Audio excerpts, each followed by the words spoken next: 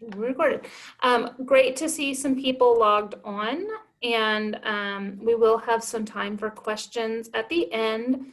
We'll be reviewing a little bit about core vocabulary like we talked about last week, and then talking more specifically about ways that we can use core vocabulary throughout the day. Let me get my screen share started. Okay.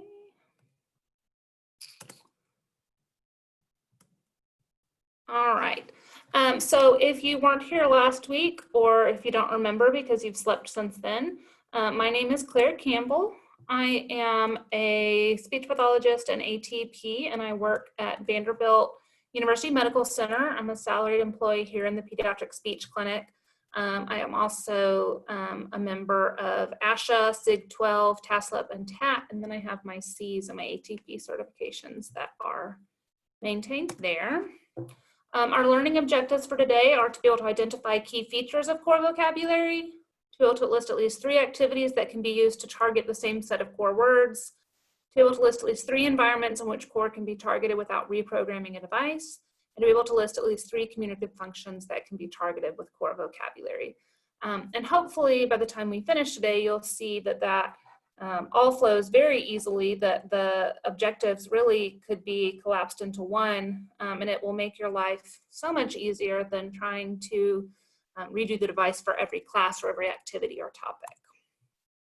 So we're going to brainstorm. Grab a sheet of scratch paper, or if you're on a computer and want to type, and jot down 20 words or phrases that you think would be useful during your morning routine.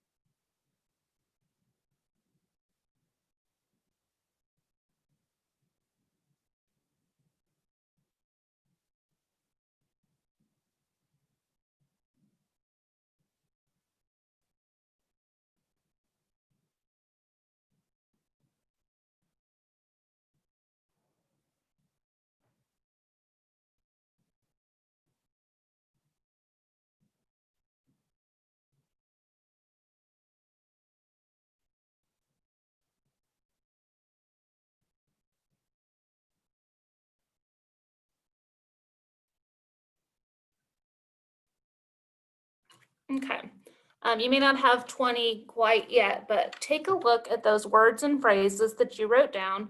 And I'm going to give you some different morning scenarios and see, do you have something you can say or do you not? So when the alarm first goes off, I'm probably going to say bad, no, don't want to. You want to sleep for 10 more minutes.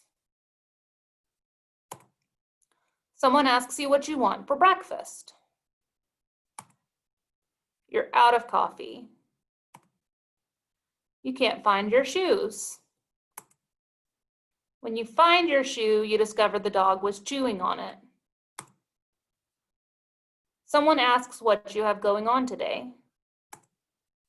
There's a traffic jam and you're late. As you walk into work, someone asks for directions to a nearby store, department, or person. You're ready for the day to be over already. When we look at these, we can hopefully see, just like we talked about last week, kind of an 80-20 split, that most of these could be targeted with core words, and there are a couple where you might need your fringe. So we want the bulk of what we have in our 20 words, 20 squares, to be core words or core themed phrases, like with the alarm, don't want, want to sleep for 10 more minutes, sleep more. Now, someone asks you what you want for breakfast, that's going to be fringe. It might be oatmeal, it might be cereal, it might be pancakes, and it's going to be different depending on what person you have. You're out of coffee. I think most of us would say bad, oh no, uh-oh. Can't find your shoes. Again, oh no, where is it? The dog was chewing on it, bad. don't do that. What you have going on today, it depends. A lot of our verbs, remember, are core words. So we could talk about play, work, paint, look, see, go. Those are all things we could use right there. Traffic jam is again going to be some of our interjections. This number 9 would probably be more of a fringe to tell someone how to get somewhere. And then finally, ready for the day to be over is going to go back to those expressions. So at least 8 of those can be targeted with just our core words, which we know can then be used in lots of situations. As just a quick review, core vocabulary are the messages and words that are frequently used across all different types of contexts. They can be verbs, they can be common functor words, occasionally some common nouns, but we're not looking at the specific labels of everything. We're looking more at pronouns and people's names in that situation. The big thing about core that makes it so useful to us as educators and therapists is that it's reusable across contexts. So we don't have to reteach a different set of words for everything that we're doing. This set of 250 to 400 word makes up about 80% of what we say. It doesn't matter if we're talking about boys and girls, kindergartners or 12th graders, what they're talking about, where they are, or what their disability is.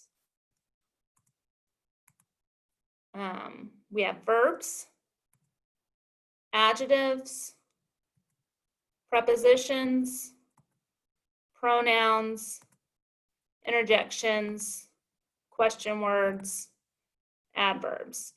And you'll also be able to look at these and see that we can combine these words to put short sentences and phrases together. You know, please, I want little red, and then you could fill in the end. Never, not here. All done, I all done, she all done, she under there. There's lots of things we can do to maybe not be completely grammatically correct, but to get our ideas and our thoughts across using just the core. If we're just using Fringe, we can't combine those to make ideas because the Fringe are just nouns, and we don't combine two nouns to make a phrase or a sentence. We don't say door, chair, watch, hand. Those things don't make sense. So what's missing are those nouns. The nouns make up the Fringe vocabulary, and they're just more specific words. Those are the words that are going to be different for different people. I have some kids who love Paw Patrol, some who love PJ Masks, some who love Frozen. So depending on what the things you most enjoy and want to talk about are, those are going to be your Fringe vocabulary. Those are pretty much nouns, and they only make up about 20% of what we say. When I use my core words, I make requests, I protest, which is a big one because if our kids don't know how to protest with words, they're going to protest with behavior. I comment, I direct, I describe, I socialize, I ask questions, but Fringe, I only request or label. So there's a lot more I can do with those core words, and we're going to jump into some examples. Let's see, I skipped my video, hold on. So we have a video here of a family on a fall activity going apple picking. It's a little bit long, but I promise the ending is worth it because I've never had people not laugh at what happens to the poor mom at the end. Okay, let me get the new share started.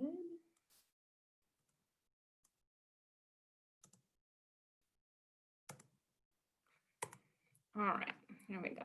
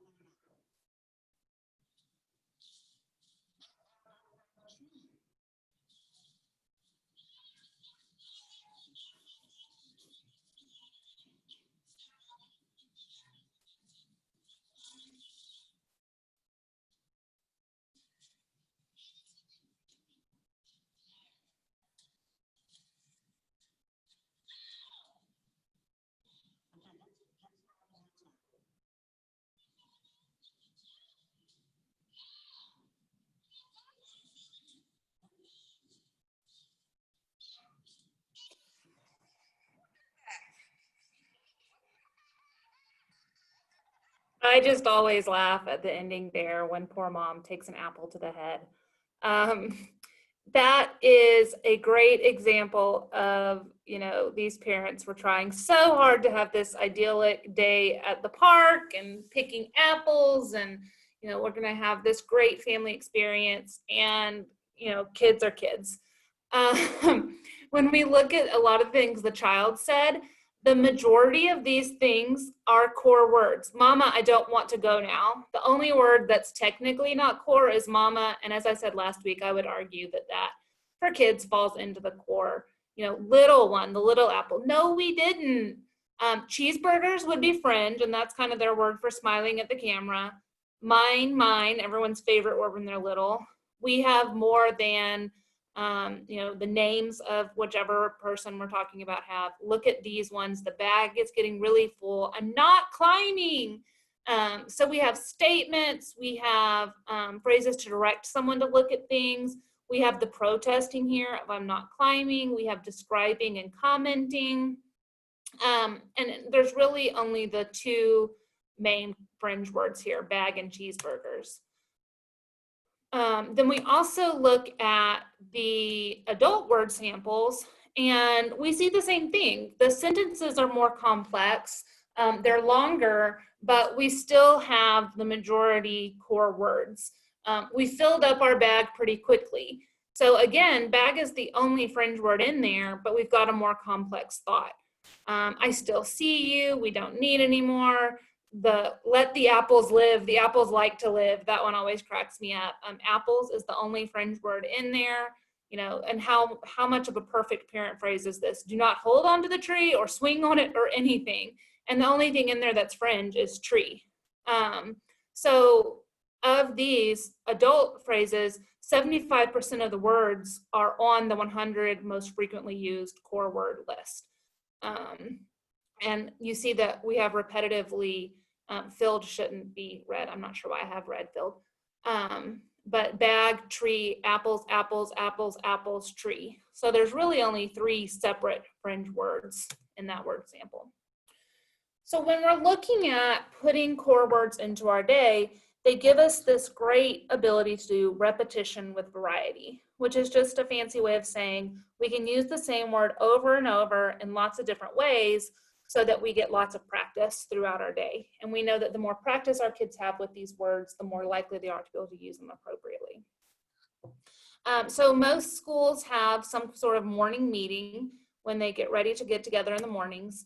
And if we look at the words on the left and the words on the right and think about, this is a week of Thanksgiving, but which words are going to be more useful for the rest of the school day? The ones on the left or the ones on the right?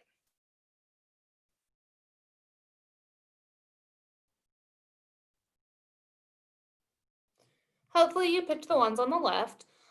These are going to be words we can use in lots of situations, whereas these are very specific to labeling, a holiday on the calendar, a day of the week, a month of the year, talking about the kind of clothes we're wearing in the season. But I can talk about what I'm going to eat for Thanksgiving.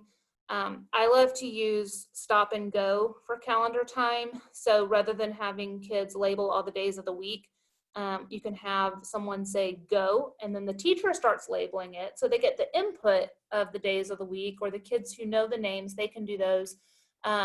But someone who's just working on those core words can then say stop when you get to the day of the week that it is. So, you have your AAC user say go, and you do, okay, Sunday, Monday, Tuesday, Wednesday, stop. It's Wednesday, you're right. So that gives them a way to participate using those core words that are going to be more useful throughout the day than necessarily doing the Fringe words of labeling to start with. Okay, and then we can take some of those Fringe words from morning meeting and play hot and cold to find our weekly content words. So cold is a morning meeting word to talk about the weather. We can introduce hot and then play hot and cold around the room. So use your core words to direct your friends to comment on finding different pictures throughout the room. And then once you get to the picture, you can talk about those weekly content words. So we're not advocating that you throw out all of the content words or the fringe areas. It's just thinking, how can I talk about those words or those situations using core vocabulary? So with our hot and cold, we can still use several of these words. You might need to turn around if you are not near where you need to be. Not there, not there. No, oh, stop. You're hot. Nope, keep going. You're cold. Here it is. And then you could have a picture of a Thanksgiving. You could have mittens. You could have Wednesday. You could have November. And once you get to the word, you can talk about it to reinforce the meaning. But the interactive part is over here with the core. You can also then ask some questions. You know, who found the volcano? I did, he did, because those pronouns are core words. Tell me when we get to the picture of the gorilla. That can again be the go and stop or not that one. What's the weather like when we wear a coat? It's cold. What about when we wear a swimsuit? It's hot. So you could have a unit focusing on clothing and talk about, you know, when would we wear it, and talk about hot and cold. Or you could talk about the colors that they are rather than just labeling the objects. Okay. Then we can take all of those different words and move into a snack activity, which I always think is fun because snacks are delicious. We can take those words, and which ones do you think we might still use for snack time?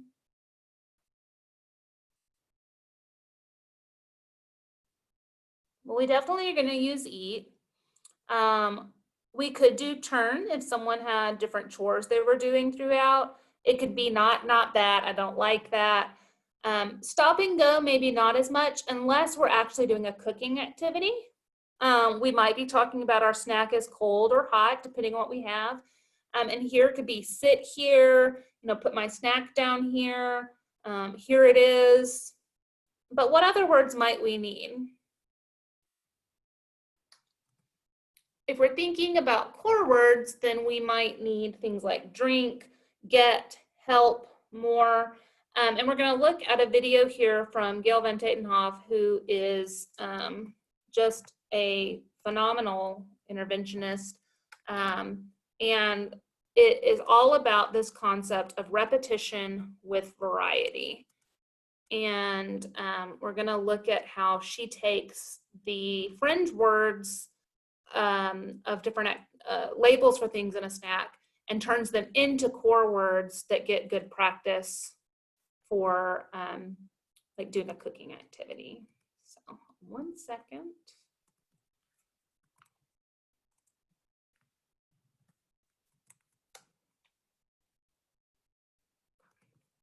This is again a little bit longer of a video, but it's really, I think, a useful way to look at the snack. I don't know anything about turning up the volume. I think that's more of an individual computer thing.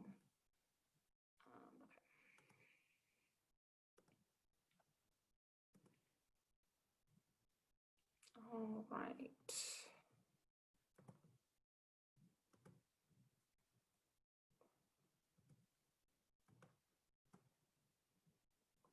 No, you don't know what I got. What did you bring together? Yeah. What did you bring?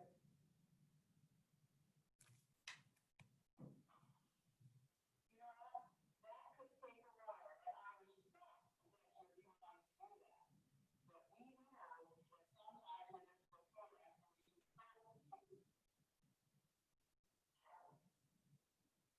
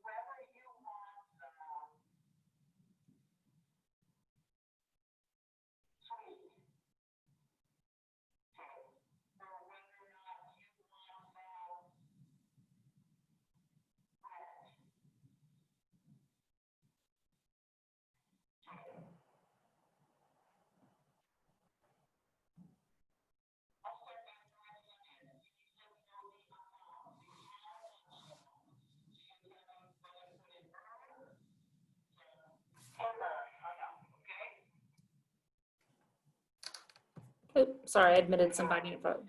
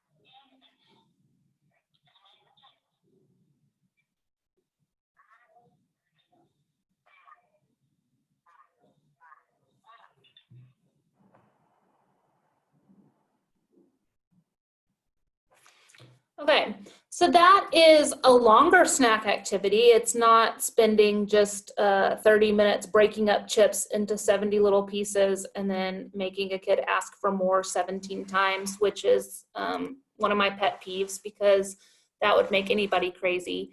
But she takes that time and they really do a cooking lesson that's also a math lesson. Robin, can you tell me Oh, hold why you think on. it's important for younger children who use I didn't get out of it. an adult?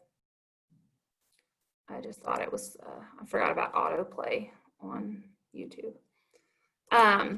It really became quite a good math activity in addition to a snack activity because they talked so much about more and enough and none and some. So you can take that and you can combine multiple topics there because of the way that the core words lend themselves to multiple activities. So we have our previously used objects there. A lot of those things were things we eat, but now it was something to drink. We could turn on the blender. Instead of saying none, she could have said not that for some of the new things. Make the blender stop and go. It was a cold snack. And we could talk about here, put it here in the cup or put it here on my tray. Some of the new core that she might be introduced to, what, to figure out what's in the bag, or look, help, me, more, enough, drink, in. And depending on the level of your student or your classroom, you might just be focusing on the previously used ones, or you might be introducing new words as well. A lot of programs will use like a project core word of the week. And so you can certainly stick with just a few. But if you have students who are picking up very quickly, you can just jump right in and do some additional core words to practice those activities. So then when we look at these food choices, we saw that she replaced the fringe word with a core word. So that we didn't practice, I don't know a single kid that I work with who is gonna talk about feta cheese on a regular basis, if at all, but she replaced that with open or smelly. Open was the tuna, smelly for the feta cheese, and smelly is a word kids would use all the time. Smelly feet. The garbage was smelly. We went outside and smelled a skunk. Ew, gross. Boys love smelly things. So these core words we can use over and over in different activities. If tomorrow's snack is decorating cookies, I probably can't use almond milk, water, tuna, strawberries, banana, crackers, bread, and feta cheese, but I can talk about the sweet frosting. Food coloring might be wet, or I might have to get my hands wet to wash them. Hopefully they're not smelly cookies, but they could be. We can make them pretty. We can make long lines on them. Were the cookies hard or soft? I might need help opening things. They might be small or big. So I can reuse these words the next day in addition to being able to use them in different types of activities. And I very much think that when it comes to frosting, we always want more. It's not enough and we should not stop. Then we can go into story time. Llama Llama is a very common and popular book with little kids. And all of these words are core words, and many of them pop up in Llama Llama Mad at Mama. We have open, because we can open up the book, and the doors in the book open as they go into the store. We can look at the pictures, and they're looking around the store for all the things they need. More, he wanted to play more. He didn't want to be done. He did not want to stop playing. They go in the store. It's smelly with all those people. So there's that word smelly again. You know, he doesn't like all the weird smells and different people he sees. They find some cold foods in the store. Some of the things are hot, and he talks about getting hot and sweaty and not liking to be there anymore. He's had enough of being in there. And my favorite part of the book, when Mom finally goes, "That is enough." And so then he starts to help Mom so that it's not such a bad situation for him. And then we can take those words and we can go right into doing a craft to reinforce that. So we've used these core words in our morning meeting. We've used them in a hot cold to introduce school vocabulary. We've taken them right into a couple of snacks, now into story time, and now we're popping into a craft activity that reinforces that. We can still talk about these fringe words as we put them in, but we're going to talk about them with core. So what do I do with my ice cream? I eat it. What temperature is it? It's cold. Who likes ice cream? Me or not me? Can you cut the pictures or do you need help? Do you need more in your cart or is that enough? I have more things we can put in our cart and then they can ask for them or describe them. So we can still use all of these words we've been introducing. Bingo can be a good way to pre-teach core words or to reinforce how to find them. So this can be a good way to make drill and learning on the device not as boring. So take those core words that you're practicing and make a game out of it. You draw the card that has the picture or even just the word if you're working on sight words, because a lot of these core words are our Dolch words that we're using for early reading. Have the child find it on their device or on their low-tech board, whatever you're using, and as soon as they do, they can cover it up. Fun little bingo game. Then if we're going to take a field trip with our kiddos, we can't leave our device behind. We've got to take our device with us. And we can still use quite a few of those words we've been practicing. We're here, both core. You know, we haven't really talked about we yet, but we have talked about here. Me, my turn, not me. You know, we used me, turn, not all in our previous activities. Maybe one of the animals is smelly, another good chance to practice that word. We might want to look at more of the animals. Some of them might be pretty. Look at the long neck. So we might not have thought that the feta cheese was going to teach us about multiple activities, but now we've had the smelly cheese, we had the smelly store, and now we have a smelly, I think it's a donkey in that picture. And we had the long banana, a long wait at the store, and a long neck on a giraffe, so we can carry those over really easily. Then we, of course, want to encourage our families to continue using the core words once they get home. And if you're taking a bath, we can talk about play more, get in and out, turn on and off the water. It's too hot, it's too cold, I'm all done, help me. We don't drink the bath water, you smelly at the end of the day, and sit down. Everything in this list is core. The ones that are kind of brown are the ones that we specifically have talked about targeting throughout the school day, but they can be combined with other core words to make new phrases. Look in the mirror, it's me, I do it, I look pretty. And again, when we get to the sink, turn it on and off, hot, cold, that's enough. help me. We get to bedtime or playtime in bedroom. My turn and your turn. So we've talked about turn both as an action and now as kind of possession. Whose turn is it? Get more, play with me, what in here, I like this, make it small, not long enough. So there's some protesting with our core words. It's not long enough to play, I'm not done. And then bedtime, of course, I don't want sleep, I'm not tired, get a drink, all of those things kids try to do to get away from bedtime and not have to do it. Again, all of these are core words. There's not a single fringe word on this page, but you can interact with different things in the bedroom using those. Sometimes we, either at home or in some of our, especially middle school and high school classes, will do cooking activities for life skills. So we can adapt recipes to use core words. So instead of heat to 375, we can talk about turn on the oven or make hot if you wanted to go back and use hot from the previous activities. Watch out, we can't touch it, it's too hot. Instead of putting the names of all the things and mixing, we can have the pictures of the things we need, or we can have those pre-sorted for the children depending on their level. Put in, my turn, put in more, now what, how much, I turn it instead of stir. I need help, and my favorite thing if I'm making cookies would be, can I eat it? Can I eat the cookie dough? And this drop by rounded tablespoons full, that's a much more complex way to say, get it out, put it on there. We can move it over if they're too far apart, and then that looks good.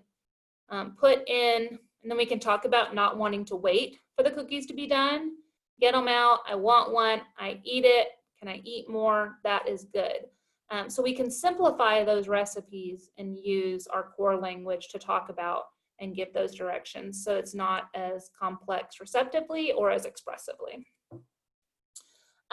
We can go out to eat and use our core words. So this is another way we've talked about if you don't have the word in your device or you don't have the word available, you can replace it with a core word. So maybe I don't have chicken sandwich, but I could say I want top one. Okay, so I know it's one of these in the top row.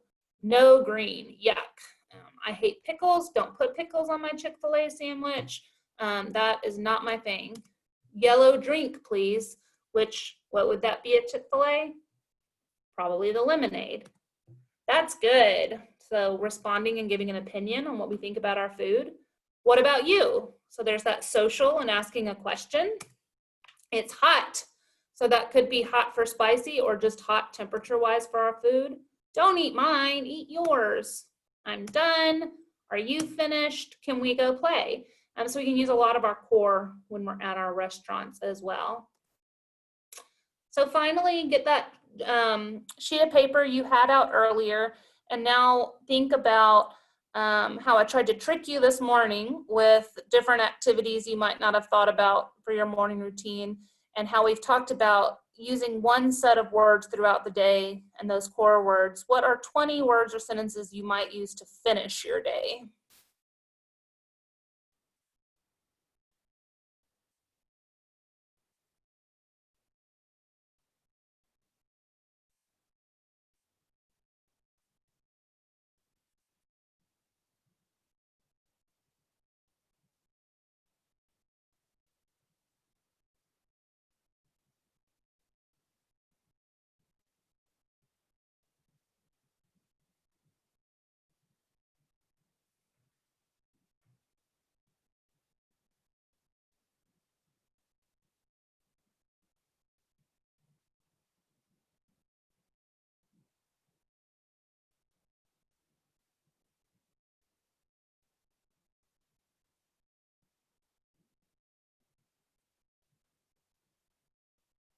Okay.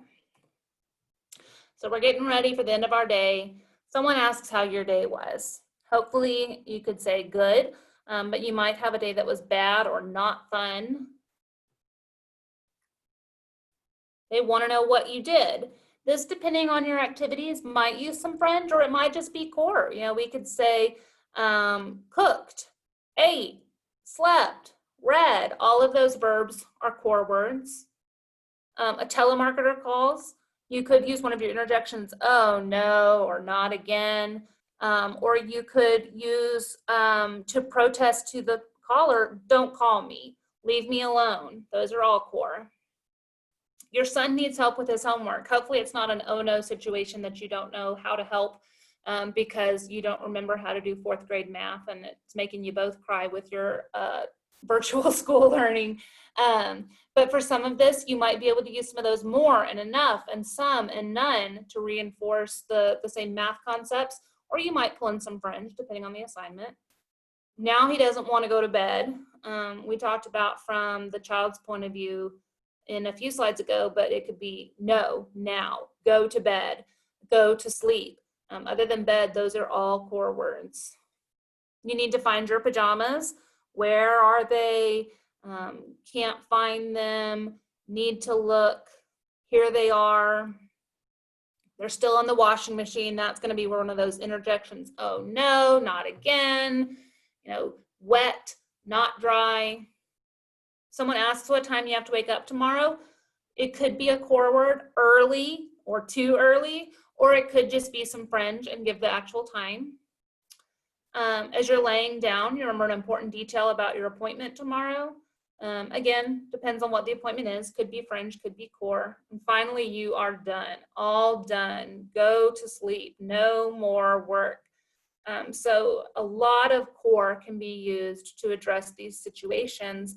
And a lot of the same core we've talked about to go throughout morning meeting, getting ready for school, doing a hot and cold activity to introduce new content words, doing a cooking activity, reading a book, doing a craft, playing a game, going out to a restaurant, getting ready for bed.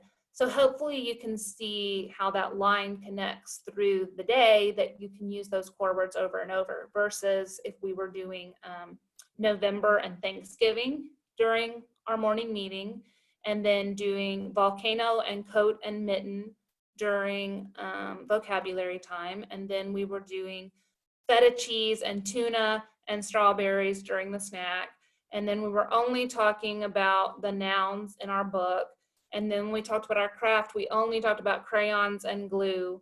That doesn't give you much chance to practice versus using those same words over and over, which is how we know our kids are going to learn. There is my email in case you want to follow up with any questions after this session. But I'm going to go ahead and pull the chat up in case anyone has any questions they would like to ask right now. You can either unmute yourself or you can type them in the chat. I'll give a couple minutes for that.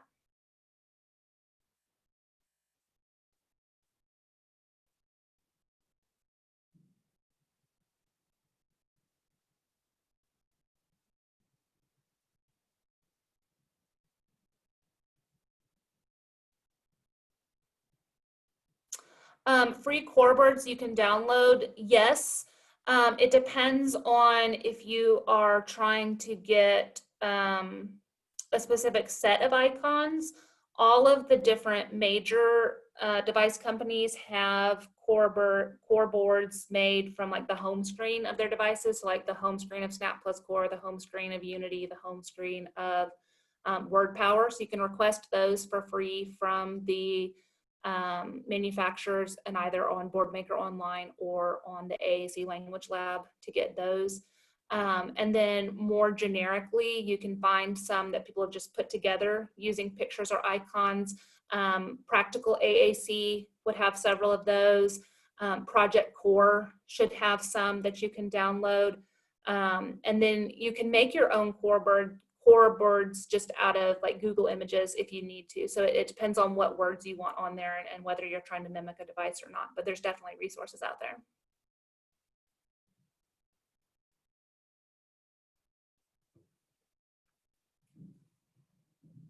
Yes, Lessonpix is a good resource as well.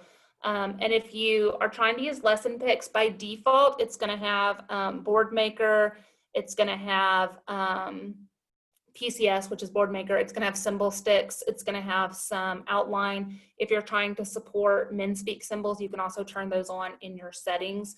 It's not there by default because if you're not using those specifically, they don't tend to make sense. But if you're trying to reinforce a Unity or a Words for Life program, you can turn those on in Lessonpix. Lessonpix is awesome.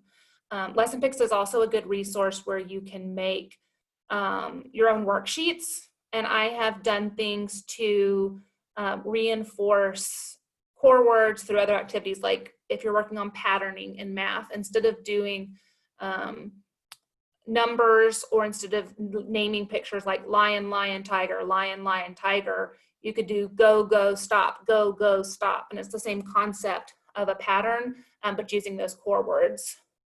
Should icons always stay in the same place on the board?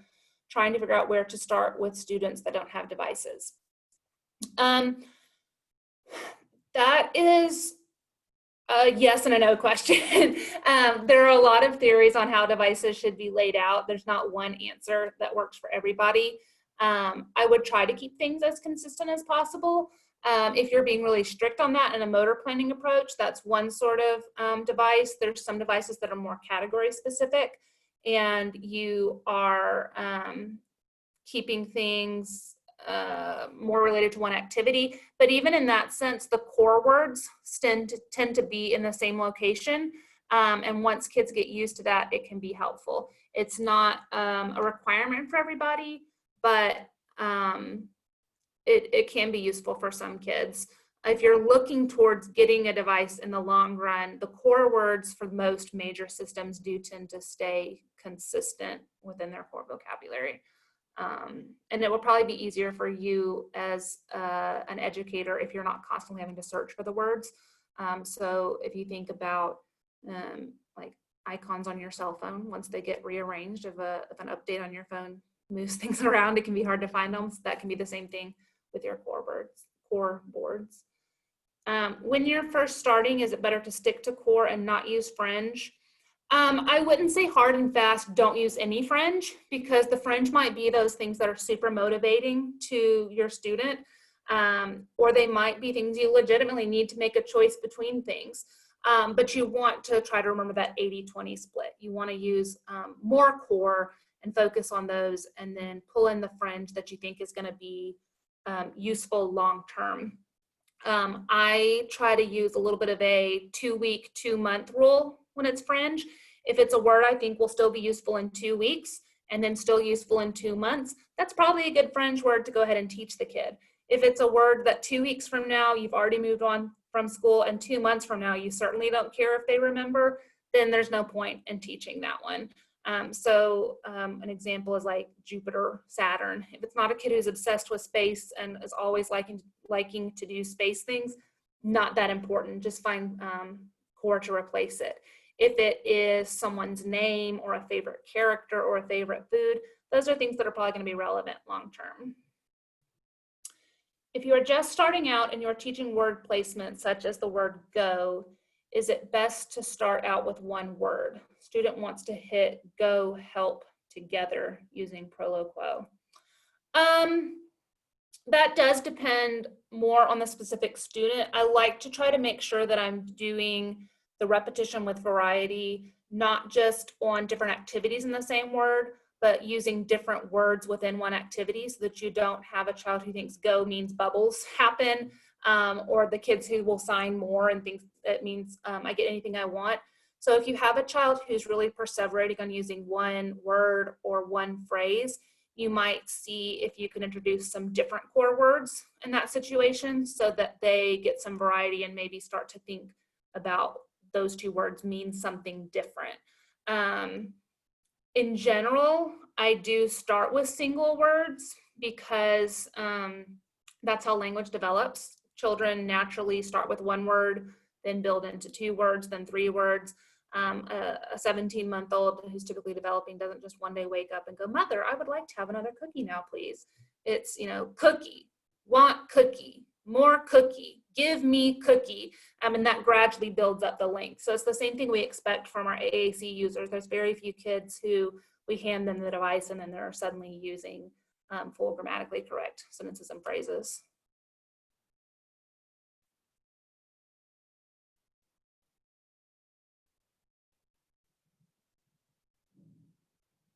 if you are having a child who's really struggling, you can technically hide vocabulary on systems. Just be careful that you're not hiding things that they need for other situations as well. I don't like to see a device that only has 3 words showing. I like to make sure that kids have enough vocabulary. Sometimes we think we're making it easy and we're actually making it harder because we're taking away their options and they don't have anything they want to talk about.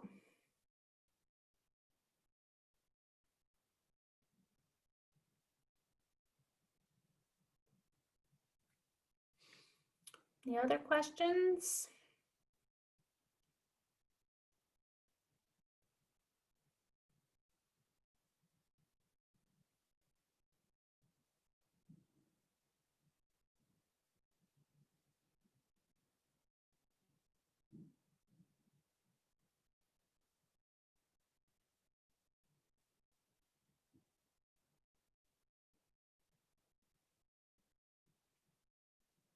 All right, well, I know that Janice is going to post the recording online later today, I believe she said.